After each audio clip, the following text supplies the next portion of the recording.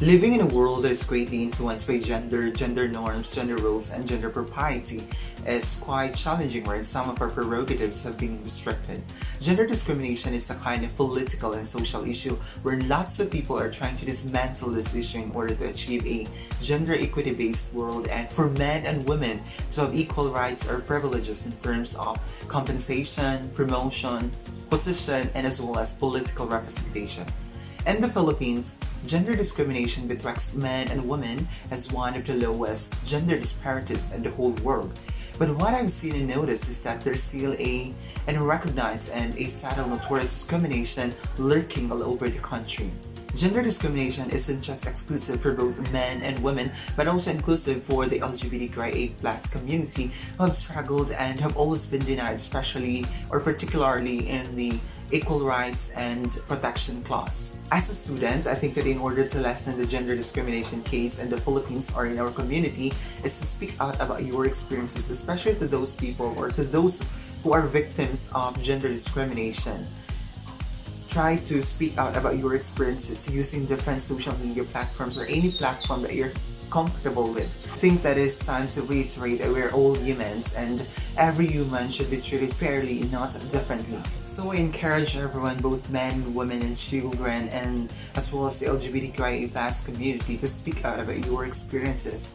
Because I think this is the only way that we could be able to increase the awareness of the people and to let them feel how it feels like when the world tries to deny your existence, when people don't welcome you, and when people see you as just a piece of trash. How upsetting it is to see those kind of people have so much amount of hate and lot this kind of people, especially the LGBTQIA+ community, who often receive less respect from the community, and to those vulnerable women who are always fighting for their rights or for equality between men and women. And a total transformation cannot be done without the collective efforts of the whole community. Protesting, fighting against the rights, and rallying on streets, I think, can only add the amount of hate, stigma, and dislikes people have on them. But speaking out about your experiences, I think that people could be able to understand you. It's because everyone has an emotion. And the moment as you speak about your experiences, your own stories, I think people could understand you. My second way to lessen the gender discrimination case in our community is for the Department of Education to broaden their subject inclusions in values education. I mean, in our primary education, we are taught how to respect people, but that people focuses only to the elderly people.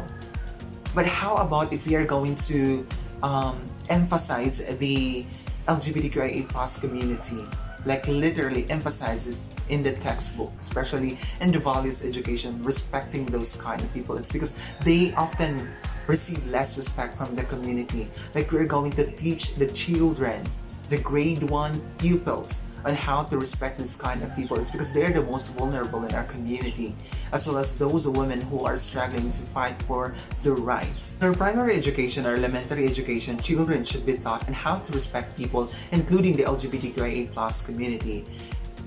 It's because once a child is taught with proper manners from Mondays to Fridays, and that will be instilled in his life, then and that will be also applied in his life, that becomes a habit.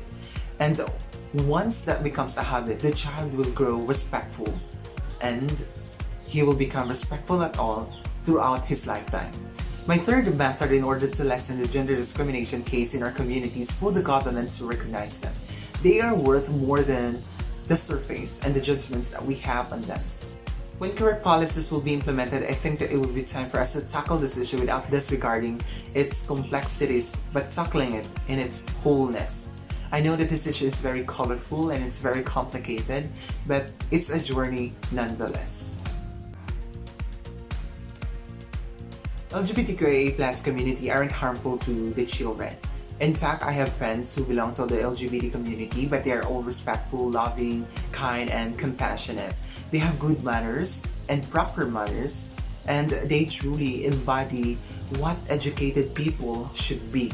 I don't know how people perceive through their lenses these people belonging to this group as a threat.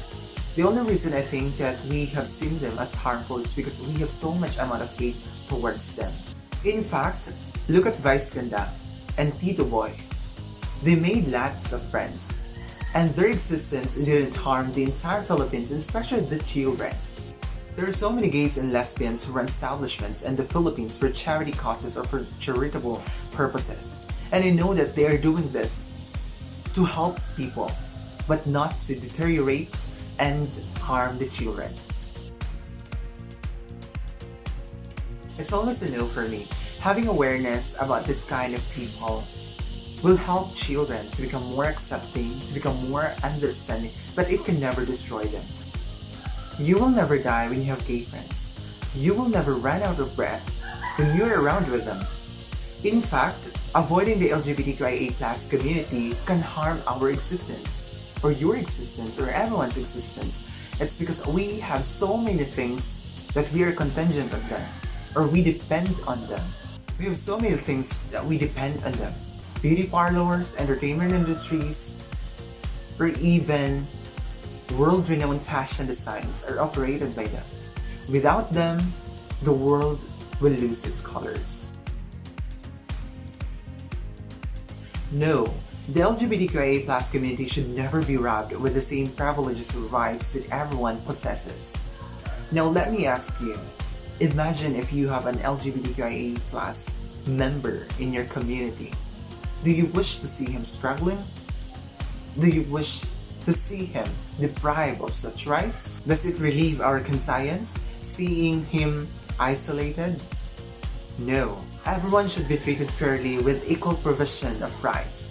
It's because we are all humans and we live under one sky. His blood, my blood, your blood, and her blood is red. The differences are only the types. But in the surface, we share the same blood, and its color is red. So as to rights, everyone should experience the same rights. We can afford to deprive them of such rights, but we cannot afford to send them to other planets and isolate them. Remember, we live under one sky, we live on the same land, so we should share the same rights. My thoughts on them is that they really have to change from their perspectives, feelings, and approach towards the LGBTQIA+ community. They are humans and not animals. They need protection and they should not be abused. They should not be discriminated. I tell you that discriminating others, whether it be men, women, children, or LGBT, it only means that we are jealous in them and that they are more superior than us and that we are more inferior than them. We should not judge them on the surface because they have so many things to offer. They bring colors to the world. Unless you're a cynic, then you could never appreciate their existence. But if you're a human and then you bully your gay friends or bisexual classmates, then you are not a human. Because God made His children out of His love. So if you think that you're a human, then show some love and not hate.